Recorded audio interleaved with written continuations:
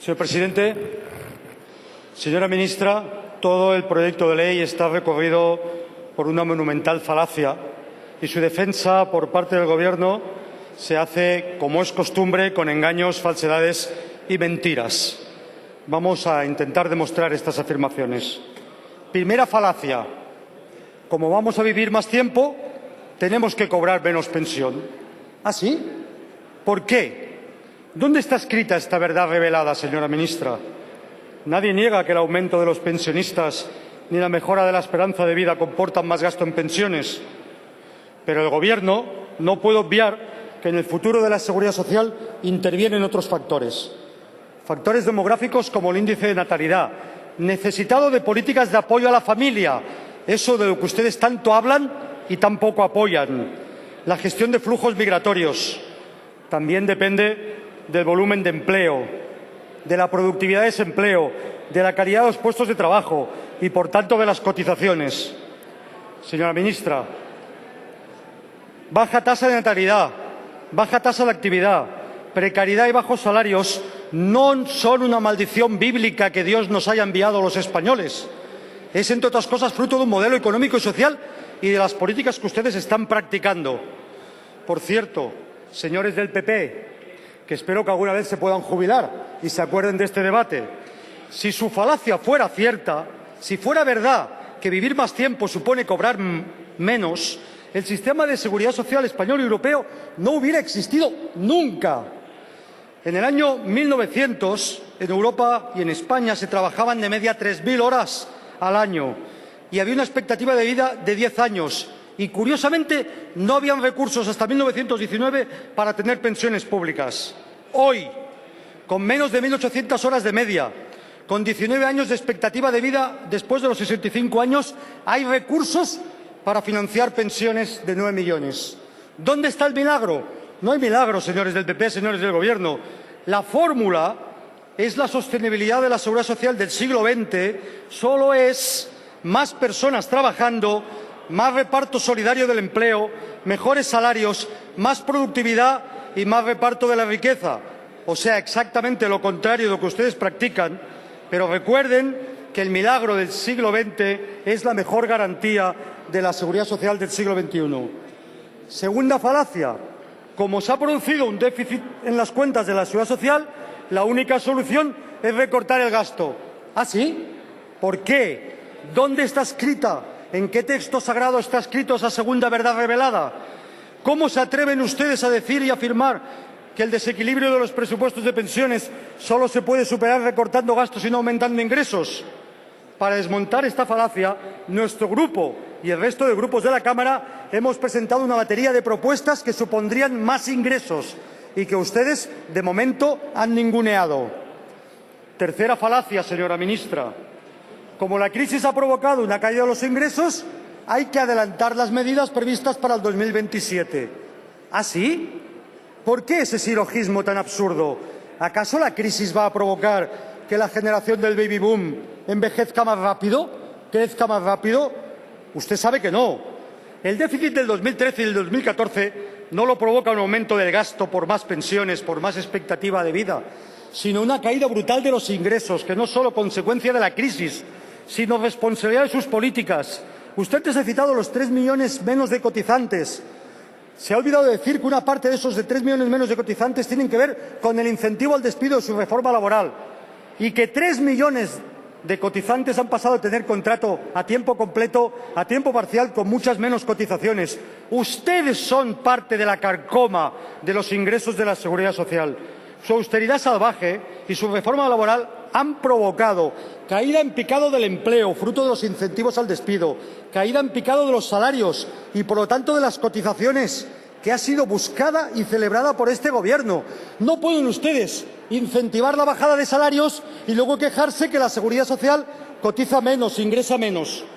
Aumento de la precariedad, la sustitución de contratos indefinidos por contratos de tiempo completo ha hecho caer la cotización. Señora ministra, qué poco accesible debe ser usted los días de cada día, porque es usted hoy más requerida que Carmen Mairena. Todo el mundo quiere hablar usted con hoy, justo cuando estamos hablando de pensiones. Podían escoger otro momento. Gracias. La sangría del sistema no viene por el aumento de los gastos en pensiones, sino por la caída de los ingresos, fruto de una política económica y laboral. Cuarta falacia, y esa es muy grave, señora ministra. Hay que hacer algo. No podemos no hacer nada. Los que no quieren hacer nada nos van a hundir. ¿Usted cree que de verdad el sistema de seguridad social de este país no se ha reformado en profundidad? Es posiblemente el más reformado de toda Europa. Por cierto, deje usted de utilizar en beneficio propio cosas que no le corresponden. El Fondo de Reserva de la Seguridad Social y la separación de fuentes fueron una propuesta de las organizaciones sindicales para evitar que los empresarios se llevaran una reducción de cotizaciones, de esos mismos sindicatos que usted ningunea en estos momentos en la negociación. Estas cuatro falacias se explican y defienden por el Gobierno con engaños y mentiras. 5 concretamente, 5. Primera mentira. España gasta mucho en pensiones. Falso. Gastamos el 10,7 del PIB en pensiones, casi 3 puntos menos que la media europea. Si España gastara hoy la media de la Unión Europea, dispondríamos de 30.000 millones de euros más en pensiones. Ya sé que eso no se puede conseguir de un plumazo, pero ese es el horizonte. Segunda mentira. El gasto en pensiones crece mucho. Falso. El aumento del gasto ha pasado de ser el 8% interanual en el 2007 a ser, lo prevén ustedes en el presupuesto de este año, el 3,6 en el año 2014. Se ha desacelerado el incremento del gasto en pensiones. Tercera mentira. El Gobierno dice que con su reforma las pensiones siempre subirán. Falso. Las pensiones de la ministra Báñez subirán tanto como los salarios del ministro Montoro. Es decir, subirán hacia abajo, o sea, decrecerán. Lo dice la propia memoria del proyecto de ley del Gobierno. Parece mentira que usted se desdiga y se desmienta a sí misma. Si se hubiera aplicado su proyecto de ley a los ejercicios 2011 y 2012, se hubieran perdido los pensionistas 3 puntos del poder adquisitivo. 3 puntos que con su fórmula solo se recuperan después de 21 años de superávit del sistema. No me he equivocado, 21 años. Y a eso usted le llama una reforma equilibrada. Dios le guarde la vista sobre lo que es el equilibrio. Cuarta mentira. Con esta ley ningún gobierno podrá congelar las pensiones. Falso. Igual que los gobiernos Zapatero y Rajoy decidieron, cuando lo creyeron oportuno, no cumplir con la regularización acordada en la Ley de Seguridad Social del 1997, esta ley, si se aprueba, podrá ser modificada por otra ley posterior de presupuestos generales del Estado. Claro, que a lo mejor lo que usted quiere decir, cuando dice que jamás otro gobierno va a tener que congelar las pensiones, es que con su pensionazo eso no hará falta porque usted ya establece el mecanismo para garantizar que esa congelación es a perpetuidad o al menos a muy largo plazo. Si se cumplen las previsiones del Gobierno, la subida mínima del 0,25% cuando haya déficit va a tener como resultado en las previsiones de crecimiento económico y de creación de empleo y de equilibrio de la seguridad social de los próximos años, en sus propias cuentas, si se cumplen sus previsiones, la pensión mínima va a subir en los próximos 7 años 13 euros en suma acumulada. Esa es la realidad, desgraciadamente. Quinta mentira. Esta reforma es necesaria para mantener las pensiones de los jóvenes. Eso, además de ser falso, es mezquino, señora ministra, porque quiere confrontar a los jóvenes con sus padres y abuelos. Las pensiones del mañana de los jóvenes de hoy no dependen de que sus padres tengan menos expectativa de pensiones mañana, ni de que sus abuelos no vean revalorizadas las pensiones hoy. Eso es falso y además supone un desconocimiento de cómo funciona nuestro sistema. En un sistema contributivo y de reparto, usted sabe o debería saber que las pensiones de mañana de los jóvenes de hoy dependen de que tengan trabajo digno hoy, que ustedes le niegan con su política, y de que cuando se jubilen haya mucha gente cotizando y con buenos salarios. Así funciona el sistema mientras ustedes no lo cambien y, por lo tanto, esa es la única garantía de los jóvenes de hoy. Trabajo decente hoy, pensiones dignas mañanas, no machacar a sus padres y a sus abuelos como usted pretende hacerles creer. En el trasfondo de esas 4 falacias y 5 mentiras del Gobierno se esconde un monumental fraude y 2 grandes razones ocultas. Sus razones ocultas. Primero, quieren aprovechar la oportunidad que le brinda la crisis económica y su mayoría absoluta para hacer aquello por lo que los poderes económicos llevan décadas suspirando, avanzar en una contrarreforma para modificar la naturaleza de nuestro sistema de seguridad social, que es de reparto contributivo y solidario. o ahora o nunca, parecen gritar los lobbies económicos que llevan años suspirando por esta oportunidad. Los sistemas de fondos de pensiones no soportan tener una penetración solo del 8% del PIB y, por lo tanto, saben que, como la teoría de los líquidos, para ellos entrar tienen que salir las pensiones públicas y tienen a ustedes para hacerles ese trabajo sucio. Segunda razón oculta. El Gobierno utiliza el recorte de las pensiones para cubrir un objetivo de reducción del déficit público que no sabe resolver de otra manera. Como las cuentas de contabilidad nacional se presentan en Europa agregadas, ustedes quieren hacerle pagar a los pensionistas su inutilidad política para controlar el déficit público. Entre otras cosas, porque tenemos un sistema fiscal que tiene un 10% menos de presión fiscal, 100.000 millones de euros menos ingresamos en el 2012 que los que hubiéramos ingresado teniendo una presión fiscal de media de la Unión Europea. Señora ministra, el PP quiere que los pensionistas paguen el pato de una política de austeridad salvaje que nace, lo ha dicho usted, y es en lo único que estoy de acuerdo, nace esa política de austeridad del artículo 135 de la Constitución española, que, por cierto, aprobaron ustedes rápido, con nocturnidad, rápido, con alevosía. Para eso no hacía falta el respeto a la soberanía popular. Para eso la soberanía popular se la podían ustedes pasar por el forro. Por cierto, pasa también por la Ley de Estabilidad y, por cierto, pasa también por la reforma laboral, que es el detonante último.